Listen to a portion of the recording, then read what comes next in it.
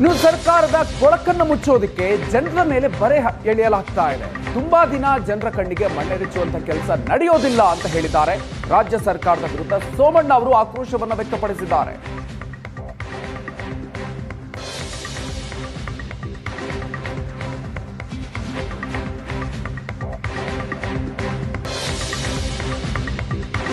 ಸರ್ಕಾರ ತಮ್ಮ ಕೊಳಕನ್ನು ಮುಚ್ಕೊಳ್ಳೋದಕ್ಕೋಸ್ಕರವಾಗಿ ತಾವು ಮಾಡಿರುವ ತಪ್ಪನ್ನು ಮುಚ್ಕೊಳ್ಳೋಕ್ಕೋಸ್ಕರವಾಗಿ ಸಾಮಾನ್ಯ ಜನರ ಮೇಲೆ ಗದಾಪ್ರಹಾರ ಮಾಡ್ತಾ ಇದೆ.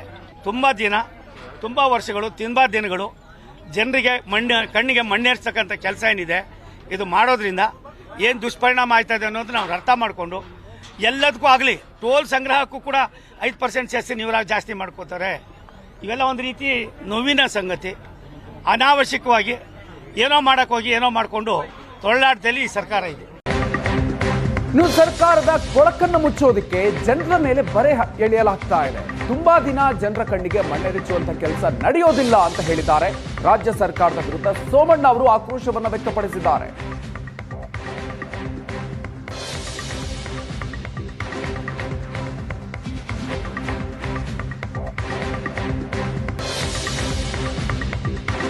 ಸರ್ಕಾರ ತಮ್ಮ ಕೊಳಕನ್ನು ಮುಚ್ಕೊಳ್ಳೋದಕ್ಕೋಸ್ಕರವಾಗಿ ತಾವು ಮಾಡಿರುವ ತಪ್ಪನ್ನು ಮುಚ್ಕೊಳ್ಳೋಕ್ಕೋಸ್ಕರವಾಗಿ ಸಾಮಾನ್ಯ ಜನರ ಮೇಲೆ ಗದಾಪ್ರಹಾರ ಮಾಡ್ತಾ ಇದೆ. ತುಂಬ ವರ್ಷಗಳು ದಿನಗಳು ಜನರಿಗೆ ಕಣ್ಣಿಗೆ ಮಣ್ಣೇರಿಸ್ತಕ್ಕಂಥ ಕೆಲಸ ಏನಿದೆ ಇದು ಮಾಡೋದ್ರಿಂದ ಏನು ದುಷ್ಪರಿಣಾಮ ಆಯ್ತದೆ ಅನ್ನೋದು ನಾವು ಅರ್ಥ ಮಾಡಿಕೊಂಡು ಎಲ್ಲದಕ್ಕೂ ಆಗಲಿ ಟೋಲ್ ಸಂಗ್ರಹಕ್ಕೂ ಕೂಡ 5% ಸೆಸ್ಸಿನ ಇವರಾಗಿ ಜಾಸ್ತಿ ಮಾಡ್ಕೋತಾರೆ. ಇವೆಲ್ಲ ಒಂದು ರೀತಿ ನೋವಿನ ಸಂಗತಿ.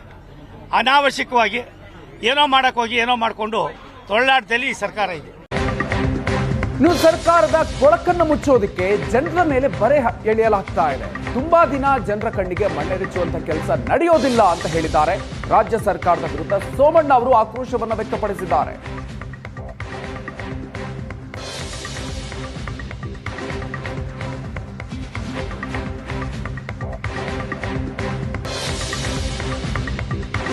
ಸರ್ಕಾರ ತಮ್ಮ ಕೊಳಕನ್ನು ಮುಚ್ಕೊಳ್ಳೋದಕ್ಕೋಸ್ಕರವಾಗಿ ತಾವು ಮಾಡಿರುವ ತಪ್ಪನ್ನು ಮುಚ್ಕೊಳ್ಳೋಕ್ಕೋಸ್ಕರವಾಗಿ ಸಾಮಾನ್ಯ ಜನರ ಮೇಲೆ ಗದಾಪ್ರಹಾರ ಮಾಡ್ತಾ ಇದೆ. ತುಂಬ ವರ್ಷಗಳು ದಿನಗಳು ಜನರಿಗೆ ಕಣ್ಣಿಗೆ ಮಣ್ಣೇರಿಸ್ತಕ್ಕಂಥ ಕೆಲಸ ಏನಿದೆ ಇದು ಮಾಡೋದ್ರಿಂದ ಏನು ದುಷ್ಪರಿಣಾಮ ಆಯ್ತದೆ ಅನ್ನೋದು ನಾವು ಅರ್ಥ ಮಾಡಿಕೊಂಡು ಎಲ್ಲದಕ್ಕೂ ಆಗಲಿ ಟೋಲ್ ಸಂಗ್ರಹಕ್ಕೂ ಕೂಡ 5% ಸೆಸ್ಸಿನ ಇವರಾಗಿ ಜಾಸ್ತಿ ಮಾಡ್ಕೋತಾರೆ. ಇವೆಲ್ಲ ಒಂದು ರೀತಿ ನೋವಿನ ಸಂಗತಿ. ಅನಾವಶ್ಯಕವಾಗಿ ಏನೋ ಮಾಡೋಕ್ಕೋಗಿ ಏನೋ ಮಾಡಿಕೊಂಡು ತೊಳ್ಳಾಟದಲ್ಲಿ ಈ ಸರ್ಕಾರ ಇದೆ.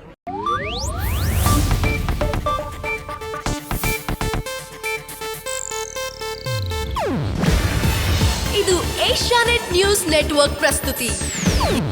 ನೀವು ನೋಡ್ತಿದ್ದೀರಾ ಏಷ್ಯಾನೆಟ್ ಸುವರ್ಣ ನ್ಯೂಸ್.